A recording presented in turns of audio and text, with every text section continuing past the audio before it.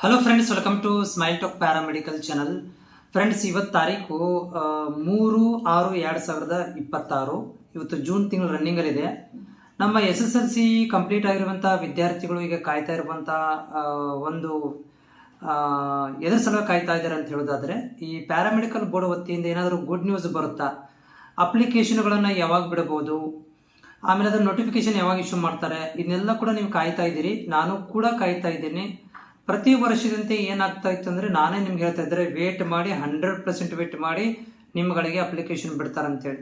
But ಈ ವರ್ಷ ಕೂಡ ಪ್ರಾಬ್ಲಮ್ ಏನಂತಂದರೆ, ಪ್ಯಾರಾಮೆಡಿಕಲ್ ಸೆಂಟ್ರಲ್ ಗೌರ್ಮೆಂಟಿಂದ ಮತ್ತು ಬೋರ್ಡ್ ವತಿಯಿಂದ ಏನಂದರೆ, ಪ್ಯಾರಾಮೆಡಿಕಲ್ SSLC ಮೇಲೆ ಇಲ್ಲ, PUC ಮೇಲೆ ಮಾತ್ರ ಅಂತೇಳಿ ಒಂದು ನೋಟಿಫಿಕೇಶನ್ ಬಂದಿರುವಂಥದ್ದು.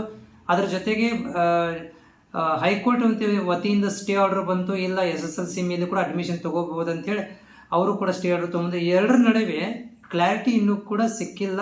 ಬೋರ್ಡ್ ಆಗಿರ್ಬೋದು ಆಸ್ ವೆಲ್ ಆಸ್ ನಮಗೂ ಕೂಡ ಕ್ಲಾರಿಟಿ ಸಿಗ್ತಾ ಇಲ್ಲ. ಅಂದರೆ SSLC ಮೇಲೇನೆ ಪಕ್ಕ ಕೊಡ್ತಾರ ಅಥವಾ PUC ಮೇಲೇನೆ ಪಕ್ಕ ಕೊಡ್ತಾರೆ ಅನ್ನೋದು ಇನ್ನೂ ಗ್ಯಾರಂಟಿನೇ ಆಗ್ತಾ ಇಲ್ಲ. ಬೋರ್ಡ್ನವ್ರು ಹೇಳ್ತಾ ಇರೋದು ಒಂದು, ಪೇಪರಲ್ಲಿ ಬರ್ತಾ ಇರೋದು ಒಂದು, ಎರಡರಲ್ಲಿ ಕನ್ಫ್ಯೂಷನ್ ಇದೆ. ಬಟ್ ಬೋರ್ಡ್ನವರು ಕೇಳಿದ್ರು ಕೂಡ ಅವರು ನ್ಯೂಟ್ರಲ್ ಆಗಿ ಹೇಳ್ತಾ ಇದ್ದಾರೆ. ಅಂದರೆ ನಾವು ಬಿಡ್ತೀವಿ ಬಿಡುದಿಲ್ಲ ಅನ್ನೋದು ಯಾವುದೂ ಕೂಡ ಹೇಳ್ತಾ ಇಲ್ಲ. ಜಸ್ಟ್ ವೆಬ್ಸೈಟಲ್ಲಿ ನೋಡ್ತಾ ಇರಿ, ವೆಬ್ಸೈಟಲ್ಲಿ ನಾವು ಅಪ್ಡೇಟ್ ಮಾಡ್ತೀವಿ, ಅದ್ರ ತಕ್ಕಂತೆ ನೀವು ಫಾಲೋ ಮಾಡಬೇಕು ಅಂತ ಅಷ್ಟೇ ಹೇಳ್ತಾ ಇದ್ರೆ ಹೊರತು ಯಾವುದು ಕೂಡ ಗ್ಯಾರಂಟಿ ಇಲ್ಲ. ಅಂದರೆ 100% ಬಿಡ್ತೀವಪ್ಪ, ವೇಟ್ ಮಾಡಿರಿ, ಯಾಕೆ ರಿಸಲ್ಟ್ ಮಾಡ್ತೀರಿ ಅಂತ ಈ ಥರ ಹೇಳ್ತಾ ಇಲ್ಲ.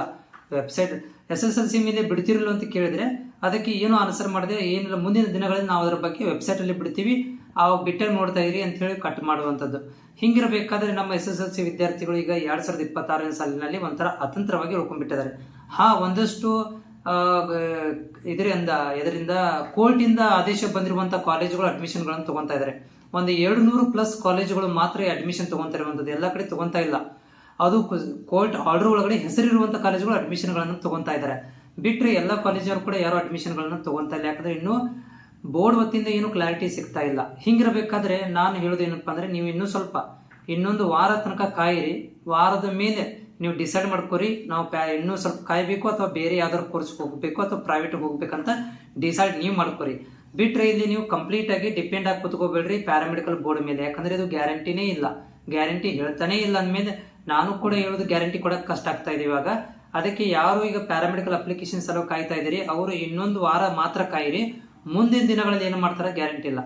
ಓಕೆ, ಯಾಕಂತಂದ್ರೆ ಪ್ರತಿ ವರ್ಷ ಕೂಡ ಪ್ಯಾರಾಮೆಡಿಕಲ್ ಬೋರ್ಡ್ ಗ್ಯಾರಂಟಿ ಕೊಡ್ತಾ ಇತ್ತು ನಮಗೆ, ಅಪ್ಲಿಕೇಶನ್ ಬಿಡ್ತೀವಿ ಅಂತ ಹೇಳಿ, SSLC ಮೇಲೇನೆ ಬಿಡ್ತೀವಿ ಅಂತ ಹೇಳಿ. ಬಟ್ ಈ ವರ್ಷ ತುಂಬಾ ಗೊಂದಲ ಆಗ್ಬಿಟ್ಟಿದೆ. ಹೀಗಾಗಿ ನನಗೂ ಕೂಡ ಗ್ಯಾರಂಟಿ ಅನಿಸ್ತಾ ಇಲ್ಲ.